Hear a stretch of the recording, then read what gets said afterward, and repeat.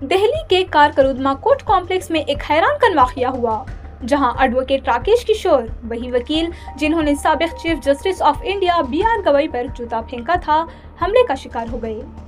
Video जो तेजी से वायरल हो रही है, इसमें देखा जा सकता है कि एक नामालूम शख्स राकेश किशोर को चप्पलों से मारता है, जबकि किशोर भी जवाब में हमलावर को दूर धकेलने की कोशिश करते हैं। इस वीडियो में हमलावर का चेहरा वाज़ेह नहीं, इसलिए इसकी शनाख्त और हमले की वजह दोनों अभी तक नामालूम है। हुकाम की जानिब से इस वाक़ये पर कोई सरकारी बयान भी सामने नहीं आया है। अब तक ये मालूम नहीं हो सका कि राकेश किशोर इस हमले के सिलसिले में पुलिस में शिकायत दर्ज करवाएंगे भी या नहीं।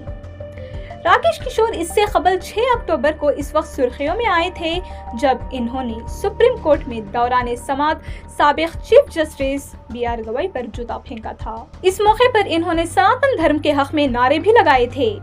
ये समात खजुराहो में मौजूद 7 फुट इंची सरबरीदा विष्णु मूर्ति की बहाली के मामले से मुताल्लिक थी, जहां जस्टिस गवई ने मुबैना तौर पर कहा था कि जो लोग इस मसले पर नाराज हैं, वो जवाब खुद देवता से हासिल करें। अक्टूबर के इस वाक़ये के बाद बार काउंसिल ऑफ इंडिया ने राकेश किशोर का लाइसेंस मुअत्तल कर दिया था और इनके खिलाफ तादीबी कार्रवाई शुरू करने का ऐलान भी किया था। अब राकेश किशोर का दावा है कि कारकरुदमा कोर्ट में इन पर 100 से ज्यादा अफराद ने चप्पलों से हमला किया है। इसी मामले में मजीद जानकारी के लिए देखते रहें डेली सालार उर्दू डिजिटल।